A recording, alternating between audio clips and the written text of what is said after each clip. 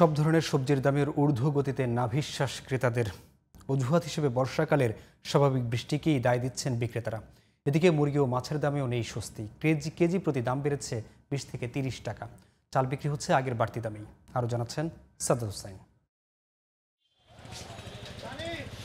শ্রাবণ মাসে বৃষ্টির প্রবণতা থাকলেও এখনো হয়নি অতিবৃষ্টি। তারপরও বর্ষাকালের স্বাভাবিক বৃষ্টিপাতকে অজুহাত হিসেবে দাঁড় করাচ্ছেন সবজি সরবরাহকারী ও আড়তদাররা।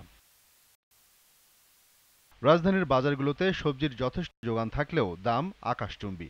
পেঁপে ছাড়া সব ধরনের সবজি বিক্রি হচ্ছে 60 টাকার উপরে, কোনোটির দাম আবার ছাড়িয়েছে 100 টাকা। সবজির দামটা একটু উল্টা পাল্লা। যেমন শসা কেজি ধরা শোয়ার বাইরে 120 টাকা কেজি, দেশি শসা, করলা 100 টাকা কেজি। মাল আমদানি কম, বৃষ্টি বাদলে মাল অনেক নষ্ট হয়ে গেছে। টমেটো 140, আবার আপনার দুন্দল 60 টাকা, ঝিঙ্গা 60 টাকা, উস্তা করলা 80 টাকা। কারণ হচ্ছে কিছুদিন বৃষ্টি গেছে, আবার আড়তে মালের একটু কাইসেস, এই জন্য একটু দামের মালের সবজির দাম বেশি। মুরগির দামও বাড়তি। ব্রয়লার 170 এবং সোনালী বিক্রি হচ্ছে 320 টাকায়। তবে এই ঋতুতে মাছের দাম কম থাকার কথা থাকলেও পরিস্থিতি ভিন্ন। যেমন সোনালী মুরগিটা 320 টাকা কেজি বেচতেছি, আর ফার্মের মুরগিটা 170 টাকা কেজি বেচতেছি।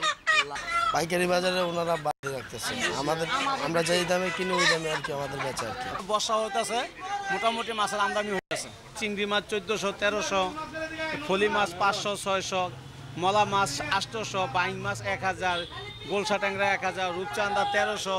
আমাদের মতো মধ্যবিত্তদের মাছ কেনাটা অনেক কঠিন হয়ে দাঁড়াইছে।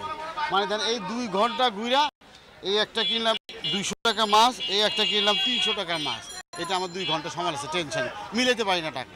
উৎপাদন পর্যায়ে দাম কম থাকলেও ভোক্তাদের কেন বেশি দামে কিনতে হচ্ছে প্রশ্ন ক্রেতাদের। বাজার তদারকি ব্যবস্থা নিয়ে ক্ষোভ জানিয়েছেন তারা।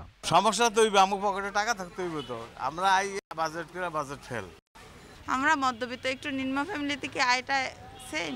অবশ্যই দ্রব্যমূল্যটা নিয়ন্ত্রণ রাখা উচিত। বাংলাদেশে সব এলাকাতে বন্যা হয় না, বৃষ্টি হয় না, সারা বাংলাদেশ থেকে সবজি আসে।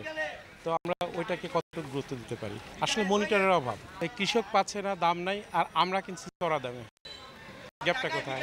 তবে আলু, পেঁয়াজ, ডিম সহ মুদি সামগ্রীর দাম স্থিতিশীল রয়েছে এ সপ্তাহে। Sajjad Hossain, GTV news, Dhaka.